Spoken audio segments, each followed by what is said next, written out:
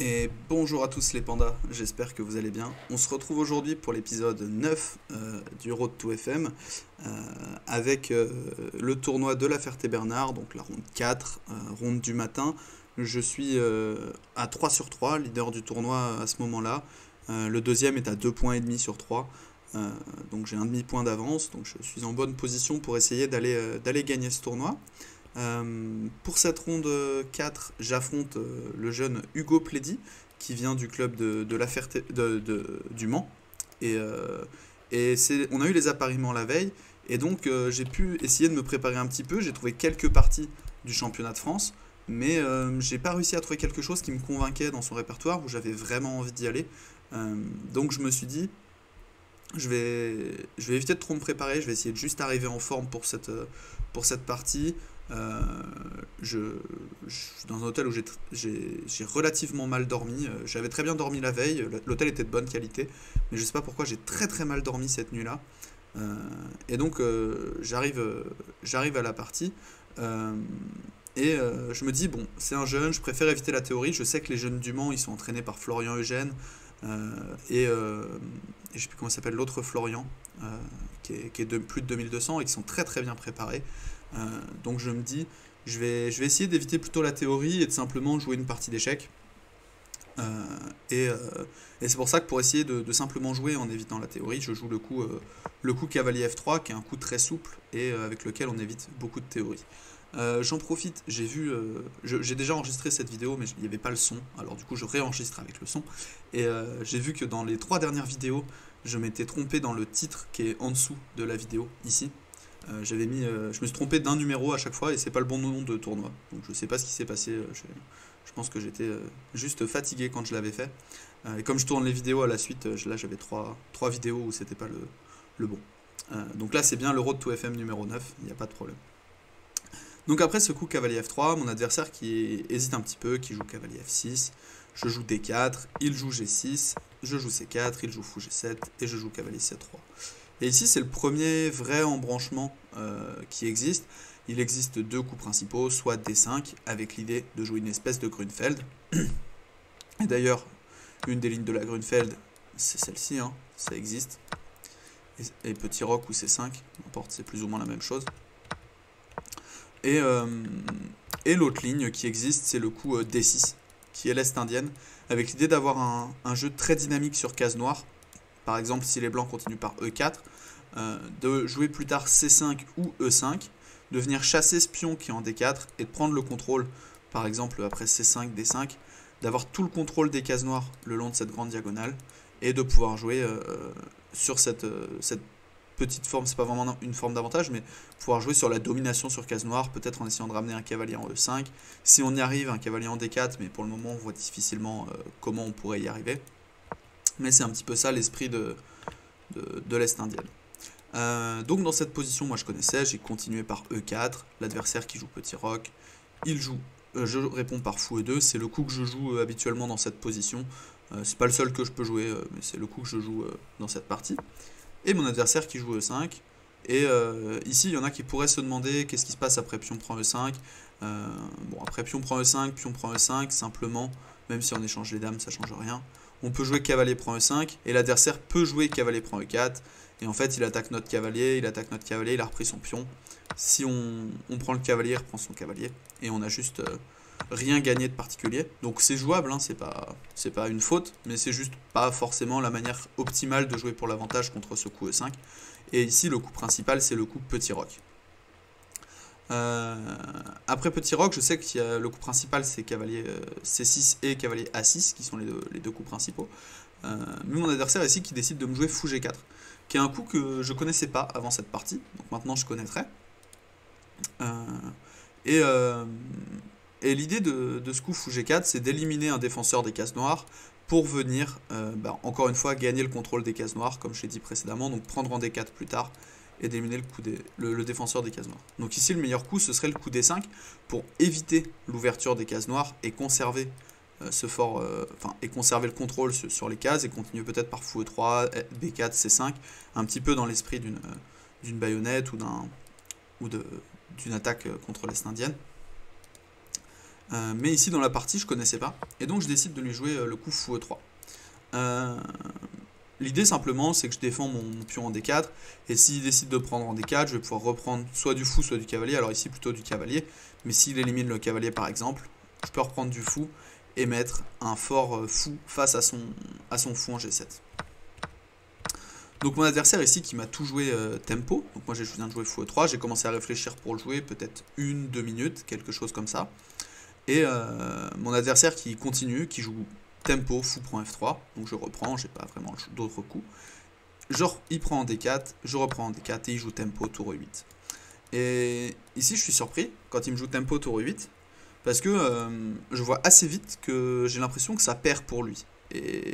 Et ça m'étonne, parce que habituellement, quand l'adversaire joue un coup tempo, c'est plutôt qu'il connaît. Et donc s'il connaît, c'est que ça perd pas pour lui. Ce serait très étonnant de jouer un coup qui perde.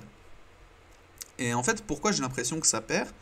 Parce que je vois un signal faible. Je vois que mon fou en F3, si je libère la diagonale, il peut aller manger ce pion B7 et manger la tour derrière qui serait enfermée. Par exemple, si je continuais par E5, qu'il me jouait pion prend E5, et que je jouais fou prend B7, bah ici on voit que la tour elle est enfermée. Mais malheureusement, dans cette position précise, il y a pion prend D4, et après fou prend A8, il peut simplement prendre en C3, et on voit qu'ici j'ai une tour contre les deux cavaliers, ce qui est plutôt net avantage noir plutôt que l'inverse. Puisqu'en fait le fou, puisque deux cavaliers c'est juste beaucoup plus fort qu'une tour, même si j'ai un pion avec, c'est nettement pas suffisant pour me permettre de jouer ça. Donc ça je le vois assez vite, et je vois aussi très vite que pour résoudre ce problème, je peux commencer par fou prend F6, il serait obligé de reprendre, et que je peux jouer E5 pour continuer. Mon adversaire qui devrait prendre en E5, par exemple du fou, je prends en B7, il est obligé de jouer cavalier D7 pour défendre sa tour, je prends la tour, il reprend.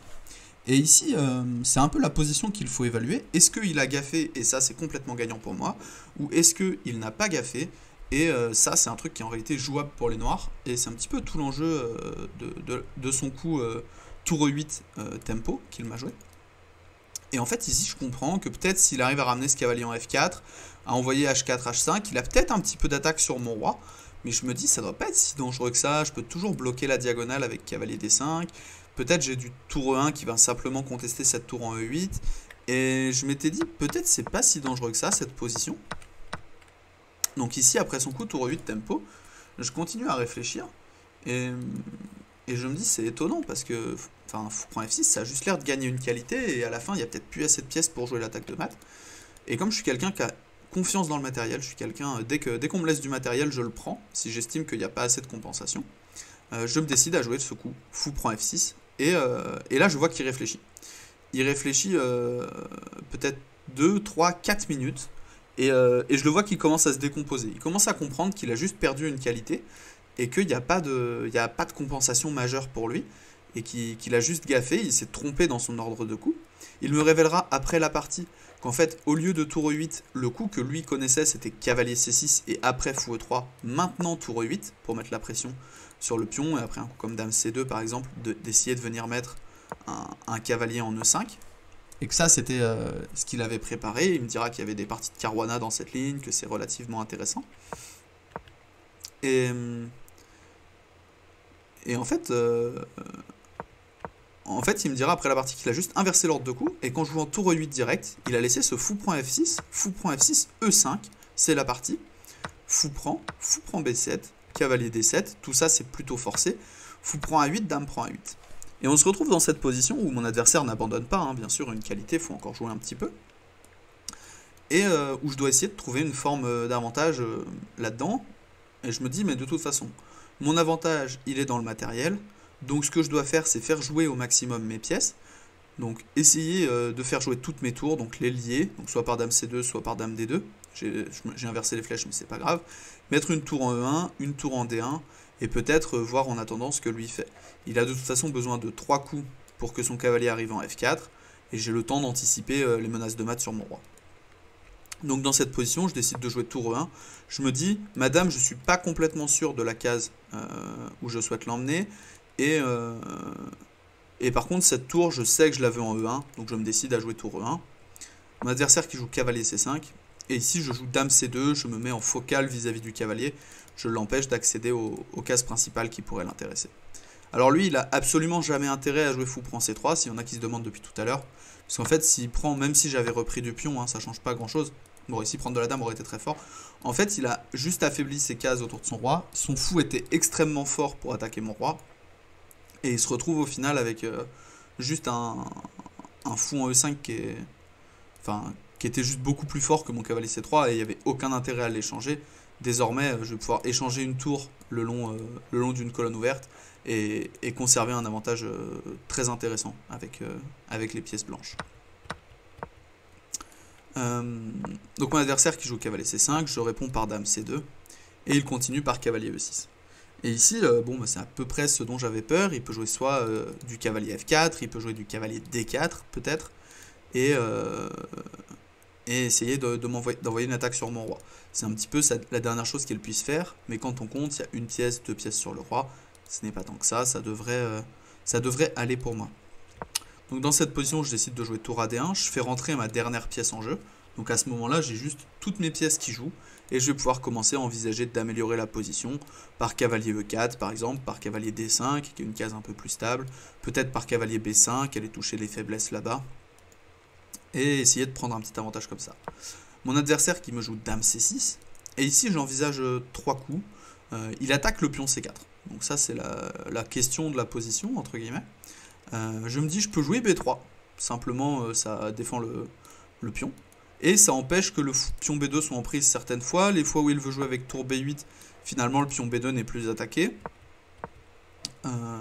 et ça me permet d'avoir une seule colonne ouverte. L'autre option c'est de jouer avec cavalier D5, qui permet de mettre mon cavalier sur cette case centrale, je défends mon pion C4 avec la dame, et peut-être plus tard j'aurai des coups comme F4, qui serait peut-être pas prenable parce qu'il y aurait du cavalier F6 en fin de variante. Là concrètement ça marche pas, hein, mais ça peut être des idées qui peuvent rôder. Peut-être je peux avoir du B4, B5, je ne sais pas, je peux avoir pas mal d'idées. Dame D3 peut être une idée également pour jouer avec Dame H3 ou avec Dame F3. Et finalement, l'autre option, c'est Dame A4 qui vient attaquer la dame, défend le pion en même temps. Et si il échange les dames, c'est net avantage blanc, puisque j'ai juste la qualité de plus, et là il n'y a même plus les dames pour essayer de créer du jeu. Et s'il décide de ne pas échanger, sa tour étant attaquée à travers sa dame, il serait obligé de jouer un coup comme dame A8, et maintenant je pourrais continuer soit par cavalier D5, soit par un coup comme, je sais pas, tour E3 pour doubler les tours, un coup comme, peut-être, je sais pas, cavalier B5 pour attaquer les faiblesses, un coup comme dame A5 pour attaquer les faiblesses. En fait j'ai plusieurs idées ici dans la position. Donc après ce coup dame B3, enfin dame C6, je me rends compte que j'ai un petit peu ces trois options là qui me semblent les options normales. Et après un petit peu de réflexion, je me dirige plutôt vers le coup dame A4. C'est pas forcément le meilleur, l'ordi recommandait plutôt cavalier D5, mais dame A4 est tout à fait correct. Mon adversaire qui joue dame A8, il préfère garder les dames sur l'échiquier. Et dans cette position, je me lance dans une grande réflexion, parce que le coup que j'ai envie de jouer concrètement, c'est cavalier D5. C'est le coup que j'ai envie de jouer, puisque ça attaque le pion C7, ça menace tour prend E5, cavalier F6, c'est-à-dire que s'il joue un coup lambda, par exemple cavalier... ah oui, j'ai oublié de signaler quelque chose avec mon dame A4. Dame A4, ça a un autre avantage, c'est que ça crée des problèmes le long de cette colonne, puisqu'en fait, si les deux pièces mineures disparaissent, la tour E8 est en prise. Donc, oups, pardon, je vous ai montré le coup que j'ai joué. Le coup que j'ai envie de jouer, c'est cavalier D5, mais si par exemple, il décide de jouer un coup comme roi G7, ça part, je sais pas, A5, pour mettre un coup un petit peu bizarre. Ici, je peux jouer tour prend E5, et après pion prend E5, enchaîné par cavalier F6, et venir gagner cette tour en E8. Par exemple, roi F8, dame prend, roi prend, enfin dame prend, roi prend, et me retrouver dans cette position où j'ai juste une tour contre un cavalier, et ça c'est une finale qui est extrêmement facile à gagner. Je peux continuer ici par exemple par tour D5, j'attaque deux pions en même temps, et la position serait complètement foutue pour les noirs. Donc c'est un petit peu pour ça que ce coup cavalier D5 c'est le coup que j'ai envie de jouer. C'est grâce aux problèmes sur cette colonne qui viennent l'embêter. Sauf que j'ai l'impression que si je joue le coup cavalier D5, ça c'est mon impression pendant la partie, il y a ce coup C6. Et que mon cavalier n'a pas de bon rebond immédiatement. Alors ça me semble pas être la fin du monde, puisque je vois que j'ai ce coup tour prend E5, S'il prend, je peux jouer cavalier F6 à nouveau, donc même type d'idée. Et que s'il décide de prendre le cavalier, je peux reprendre le pion avec la tour qui était attaquée. Mais le coup qui m'embête dans cette position, c'est le coup cavalier F4, qui vient à la fois attaquer ma tour, et si la tour bouge, alors ce serait tour G5 le seul coup, mais si je joue un coup comme tour D2, il y aurait dame prend G2, échec et mat. Donc mon seul coup, ce serait de jouer un coup comme tour G5, et après un coup comme H6, ce que j'ai raté, c'est que ici je pensais que je devais jouer tour G3 pour défendre ma tour, et qu'il y avait cavalier E2, roi F1 et cavalier prend G3, fourchette, et que finalement je me retrouve dans cette position où je suis pas sûr du tout d'avoir une quelconque forme d'avantage, puisque bah, juste il a récupéré la qualité, j'ai peut-être un pion de plus, mais enfin c'est très compliqué de gagner des finales de pièces lourdes. Et c'est tout ça qui m'embête dans cette ligne. C'est ce coup cavalier F4 en fin de ligne qui m'embête. Et c'est pour ça que... alors pour information, l'ordinateur après tour prend E5 qui est le bon coup, hein, D prend E5, ici il joue le coup tour E1 et il prétend qu'il n'y a rien. Et effectivement c'est un coup qui est extrêmement fort, tour E1. Simplement on conserve la qualité de plus et on évite les problèmes le long de la diagonale en la conservant fermée. Mais avec tout ça, j'ai l'impression que cavalier D5 marche pas à cause de ce cavalier F4 en fin de ligne, et je joue G3. Et là, je panique, parce que je joue G3, je note mon coup, enfin j'appuie sur la pendule, je note mon coup, et je me dis, mais merde, il y a cavalier G5. Et cavalier G5, c'est très embêtant, parce que ça attaque la case F3, ça attaque la case H3, et la dame en A8, elle est extrêmement forte le long de cette diagonale, et elle a... et elle pourrait... se réveiller et me créer des gros problèmes. Et ça, c'était une erreur que j'ai pas du tout évaluée quand j'ai joué G3. J'ai joué G3 en restant complètement dans la variante que j'ai montrée avant, mais j'ai pas du tout envisagé G3 dans la position telle que je l'avais sous les yeux. Et en fait, G3 dans la position telle que je l'ai sous les yeux, bah, cavalier G5 a l'air super dangereux. Et à ce moment-là, je suis même plus sûr d'être gagnant. Je me dis peut-être j'ai juste gaffé la position, et cavalier G5 lui permet d'avoir au moins la nulle. Donc il joue cavalier G5 assez vite, il le comprend. Et ici, je me rends compte que j'ai un gros problème. Si je joue un coup comme F4, par exemple, qui fait fourchette, il y a mat en 2. Il y a cavalier H3, roi F1, dame F3, échec et mat. Et je me dis, mince, je commence à avoir des lignes qui gagnent pour lui. Et quand on commence à avoir des lignes qui gagnent pour l'adversaire, c'est jamais bon signe. Et donc, je vois que concrètement, il menace ce coup cavalier H3. Mais que si je fais un coup comme, par exemple, cavalier D5, en me disant je veux bloquer cette diagonale, bah, il peut simplement jouer cavalier F3, et après roi F1, cavalier prend E1, et tour prend, bah, il a juste regagné la qualité qu'il avait en moins, et je vois pas pourquoi je serais mieux dans cette position. J'ai même pas un pion de plus, pour moi c'est juste égalité. Et donc je me rends compte qu'il menace à la fois cavalier H3, et en plus quand il joue cavalier H3, si je joue un coup un petit peu bizarre, par exemple je sais pas, on va se dire dame C2, bah dame C2 il y a encore cavalier F3. Faut que je trouve un coup où il n'y a pas cavalier F3. Bah en fait, je me rends compte qu'il menace peut-être du cavalier H3, dame H1. C'est là où je veux en venir. Et que mon roi en F1 serait obligé de monter à la volée. Et c'est pas forcément ce que j'ai envie de faire. Et dans la partie, je me rends compte que je peux jouer ici le coup de tour E3. Alors l'idée c'est quoi? C'est que s'il joue cavalier F3, je peux prendre ce cavalier. Et s'il prend, on voit que cette dame en A4, elle a accès à la case E8. Et elle permet de maintenir une tour de plus, ce qui est net avantage. Et si jamais il joue cavalier H3, c'est pas la partie, roi F1, dame H1, en se disant je vais tenter une attaque de mat, je peux jouer roi E2, et j'attaque à la fois sa dame et sa tour, et il est obligé de revenir en défense, il n'a pas vraiment d'autres coups. Et ici je peux continuer par exemple par cavalier D5, et en fait j'ai une pression suffisante pour ne pas avoir de problème dans la position.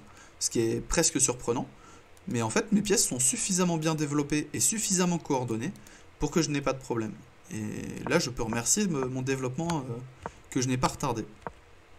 Donc après ce coup cavalier G5, j'ai l'impression que le coup tour E3 permet de conserver peut-être l'avantage et que peut-être ma gaffe n'était pas si énorme, et donc je joue tour E3. Mon adversaire qui me joue tour B8, on l'a vu dans plusieurs variantes, il y a des problèmes sur cette tour en E8 qui se retrouve dans beaucoup de vis-à-vis. Et il en profite, il attaque le pion B2. Avec toujours cette idée désormais de cavalier H3 et la tour E8 qui est plus en prise. Donc pour éviter cette idée de cavalier H3, je décide de jouer cavalier D5, je bloque la diagonale de cette dame, qui désormais ne peut plus simplement décider de venir m'embêter sur cette grande diagonale. Le coup cavalier H3, je peux répondre par roi G2 et attaquer le cavalier. Donc j'ai quand même pris des petites... en bloquant cette dame, ça m'a quand même libéré quelques cases et je me sens un petit peu plus à l'aise. L'adversaire qui continue par tour prend B2. Et ici, je comprends qu'il menace à nouveau cavalier H3. Par exemple, si je fais un coup lambda, par exemple un coup comme tour 1, en se disant je veux juste doubler mes tours. Ici, il y a le coup cavalier H3, roi F1, et tour prend F2, échec et mat. C'est le genre de mat qui peut apparaître. Si pareil, je décide de jouer cavalier prend C7, après tour prend B2, si je décide de jouer cavalier prend C7, même idée, cavalier H1, roi F1, tour F2, roi H1, enfin roi E1 et dame H1, échec et mat. Et en fait, je commence à avoir des lignes où je me fais mater, et c'est jamais bon signe. Bon, je comprends que je dois garder ce cavalier sur la diagonale, et je comprends également que la case F3 elle est contrôlée, mais si je pouvais contrôler la case H3, ce serait encore mieux. Et ici, j'ai deux manières de le faire. Le premier, c'est roi G2, qui contrôle objectivement la case H3, et l'autre coup, c'est le coup que je décide de jouer, c'est dame D7. Ça rapproche ma dame de la défense, elle n'a plus grand chose à faire sur cette diagonale, puisque la tour est partie de 8, et simplement, je contrôle également la case H3 avec ma dame. Donc ma dame ici se retrouve très bien placée. Peut-être c'est moi qui vais pouvoir l'attaquer, on verra.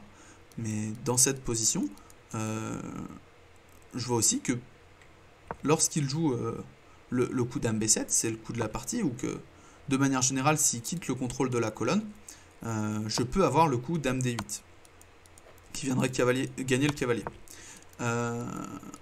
Et donc ici, dans cette position, après tour prend B2, dame D7, mon adversaire qui réfléchit assez longtemps, il réfléchit peut-être 5-8 minutes, et il me joue dame D7. Et je me dis, mais c'est pas possible. Quand j'ai joué dame D7, j'avais vu qu'il pouvait pas juste doubler sur la colonne, parce que pour moi, j'avais dame D8 qui gagne le cavalier G5. Et je me dis, mais c'est pas possible. Qu'est-ce que je rate? Quelle est la tactique que je rate qui fait que je ne peux pas prendre ce cavalier? Et je vérifie, je me dis, mais si je joue dame D8, peut-être que ma dame se fait enfermer si je vais manger le cavalier. Donc je vérifie.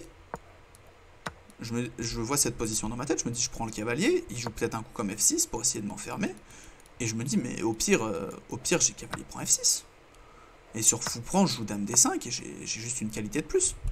Je me dis, bah non, ça devrait aller. Alors ici, je peux même jouer dame G4, hein, peut-être c'est jouable pour aller jouer les cases blanches. Et je me dis, bah non, ça marche pas, donc je réfléchis 2 minutes, 3 minutes, et je finis par jouer ce coup dame D8 échec. Et là, mon adversaire, il était levé, et je vois qu'il revient vers l'échiquier, et au moment où il voit que j'ai joué dame D8, il dit putain de merde, et il le souffle vraiment dans la salle, et j'entends très nettement que c'est ce qu'il a dit, et il vient à l'échiquier, il joue roi G7, il a pas le choix, je prends le cavalier, et il est complètement dépité. Alors il tente un petit peu son dernier va-tout en jouant ce coup F6, je réponds par dame G4, cette fois-ci la dame n'est pas enfermée, il n'y a pas de problème, tour prend A2, dame D7 échec, roi H6, et ici je continue par tour E4 qui menace échec et mat, par tour H4 suivi de dame G4, et le roi n'aurait plus de cases, je vous laisse le vérifier dans votre tête. L'adversaire qui me joue G5, et ici je réponds par dame F7. Mon adversaire qui me répond dame B2, menace échec et mat en prenant le pion F2 et en prenant le pion G2. Mais dans cette position, je vous laisse mettre sur pause sur la vidéo pour trouver le coup qui gagne pour les blancs, le mat le plus rapide, puisqu'on a un mat ici. Donc je vous laisse chercher pendant que je vous laisse quelques secondes. Donc pour ceux qui ont pu trouver, félicitations à vous. Et pour ceux qui veulent juste voir la partie, ici il s'agit d'un mat en 4 forcé pour les blancs, qui commence par le coup dame F8.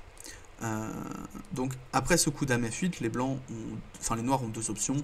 Par exemple roi G6, cavalier E7, on vient contrôler la case F5 de fuite du roi, roi H5 seul coup, G4 pour chasser à nouveau le roi H4, et dame H6, échec et mat avec les pions qui viennent bloquer le roi dans le coin au H4.